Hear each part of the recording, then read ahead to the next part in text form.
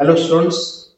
आज हम यहाँ पर लर्न करेंगे सी प्लस प्लस का एक टॉपिक दिस पॉइंटर। एक सिचुएशन पहले सामने ले लेते हैं। पहले देख लें कि दिस पॉइंटर क्या है। दिस पॉइंटर एक ऐसा इनबिल्ट पॉइंटर है जो ऑटोमेटिकली करंट ऑब्जेक्ट को पॉइंट करता है। जैसा ही कोई करंट ऑब्जेक्ट होता है उसके लिए मेंबर फंक्शन में जाएगा तो ऑटोमेटिकली दिस पॉइंटर अपने करंट ऑब्जेक्ट का एड्रेस अपने पास स्टोर करेगा।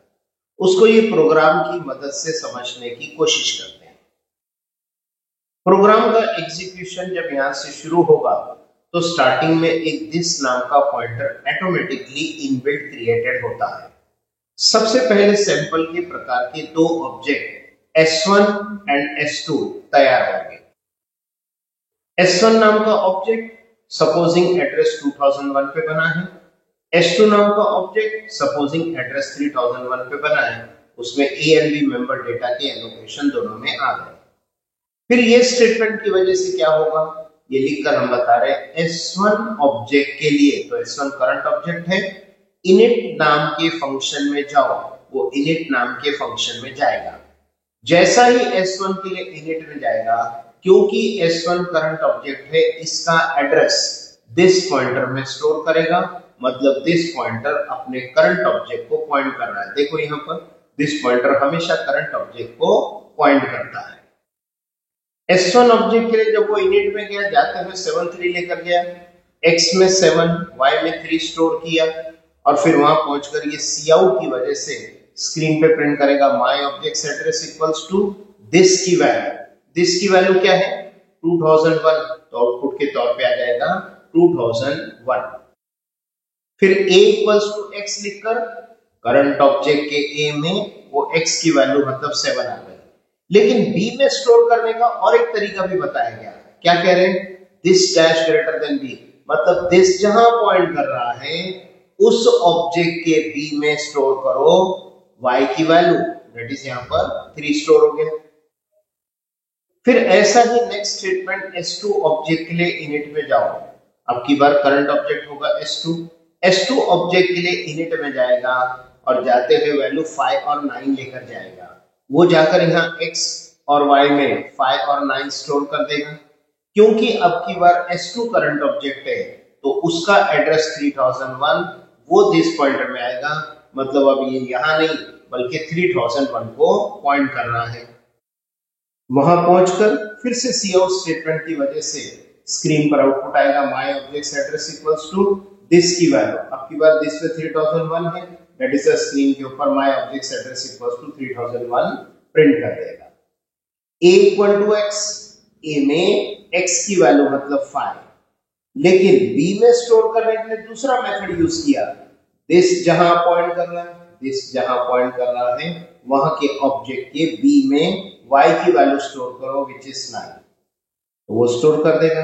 वापस आया S1 डॉट डिस्प्ले, फिर से करंट ऑब्जेक्ट S1 है, S1 ऑब्जेक्ट के लिए डिस्प्ले में गया।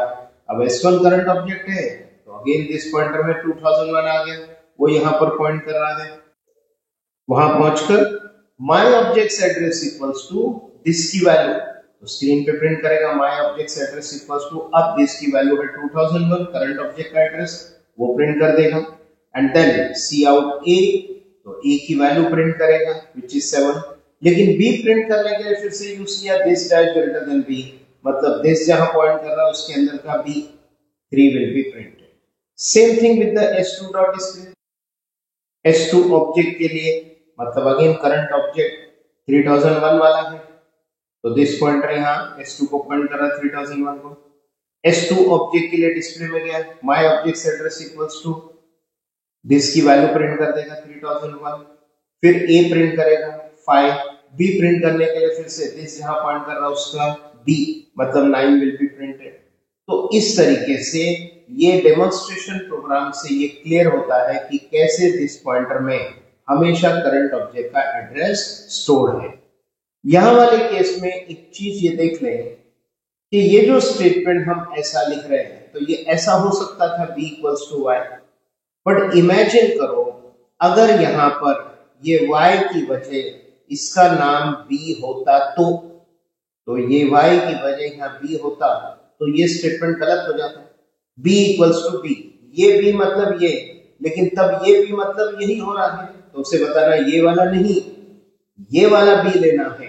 तो उसके लिए this dash greater then b, मतलब मेंबर डेटा जो नाम का है वही नाम का अगर लोकल वेरिएबल आए तो दोनों को डिस्टिंग्विश करने के लिए this dash greater than B मतलब member data B, only B मतलब लोकल वेरिएबल बी, उस समय ये दिस पॉइंटर यूज में लिया जा सकता है। इन शॉर्ट कंक्लूजन ये है कि दिस पॉइंटर एक इनबिल्ट पॉइंटर है जो हमेशा जो भी आपका करंट ऑब्जेक्ट होगा उसका एड्रेस ऑटोमेटिकली दिस पॉइंटर के अंदर स्टोर होगा, जो कि ये डेमोन्स्ट्रेशन प्रोग्राम के आउटपुट से क्लियर होता है।